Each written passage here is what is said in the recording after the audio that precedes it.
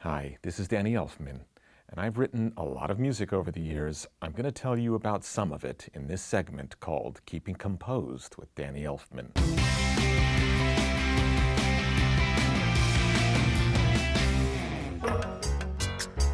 Pee-wee's Big Adventure. Well, when I got the call for Pee-wee's Big Adventure, I figured it must have been for a song because I was in a band at that time. I know you are, but what am I? I met some of the producers and this young animator named Tim Burton, and he said, I'm interested in a score. I'd never really thought about it before, so it kind of caught me off guard.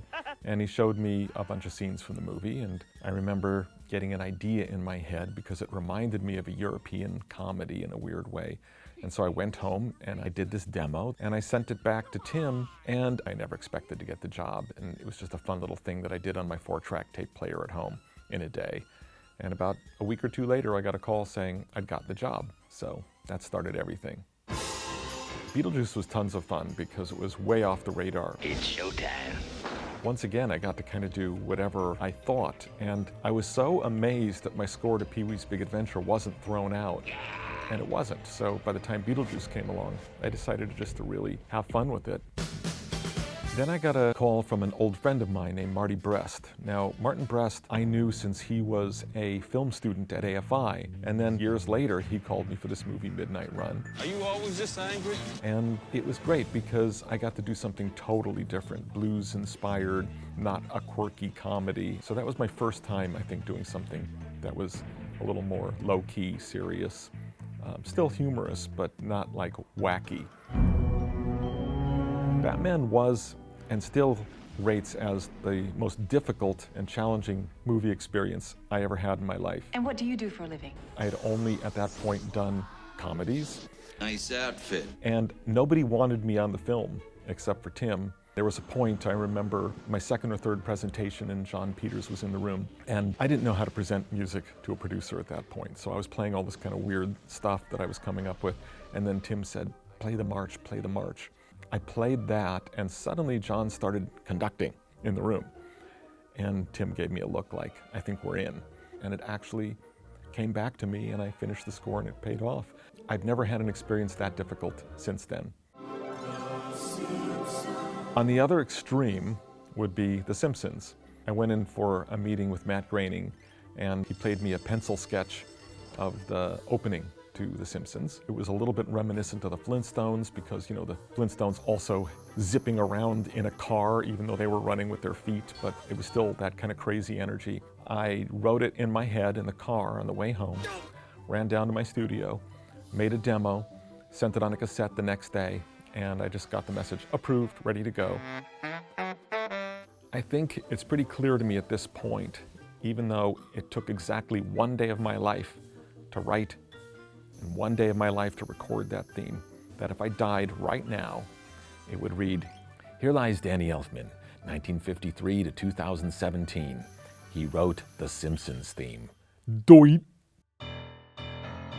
Then Warren Beatty got me into Dick Tracy, and that was very challenging again. Whose side are you on? Side I'm always on. Mine. He liked to hear things many different ways. He's a very musical guy, and he would have all these ideas, so we would play each cue 5, 6, maybe a dozen different ways. I think I used more sessions on that film than anything I ever had before. The first rendition of whatever we recorded was the one that ended up in the movie, but we still had to record it 6 different ways, changing orchestration on each performance. By the time we did Edward Scissorhands, I think Tim and I were both feeling more confident in our abilities to do things together. Those are your hands? So once again, Edward was more like a Beetlejuice in the sense that it was just the two of us kind of on our own, goofing around. It was really one of the simplest and purest experiences I had because everything I wrote, he was liking and I was liking, and I was thinking, I don't know how this all works together, but let's just go for it. Nightmare Before Christmas, neither Tim nor I had any idea how to start a musical. Are you joking? He'd been working on a script, but it wasn't coming together right. And he was like, let's just start on the songs. And literally, he would come over to the house and he would show me pictures that he'd drawn, sketches, and he'd tell me a little bit of the story. Okay, Jack is appearing, the whole town is singing. And so he would just tell me a little bit of the story, and I'd go, okay, I got it. And I spent about 3 days on each song until suddenly we had 10 songs. And we went in a studio and we spent one night and recorded all the voices for all the songs. And other than Sally's song, I kind of did every voice. Tales from the Crypt was just another goof like The Simpsons. It was just kind of go in there, have fun. Have I got a story for you? The crazy thing with Tales was that they were looking for a cheap way to record it, so they tacked on a session at the end of the Batman sessions. The Batman sessions were excruciatingly hard, at the end of which it's like, oh yes, everybody, we got one more piece we're gonna do, and quickly handed out the music and recorded in 10 seconds, you know, Tales of the Crypt. Men in Black, I was on a stage with Peter Jackson, and into the set walks Vincent D'Onofrio in this monster makeup. Like this? And he's like, oh yeah, I'm shooting in the set next door. And he was talking with Peter. And afterwards I said, can I wander into the set? So I finished doing what we were doing, and I just literally wandered into their set. Stood there watching the scene as Vincent comes stumbling off the crashed spaceship. And I thought, this looks fun. This looks like a classic, like kind of science fiction movies I grew up on.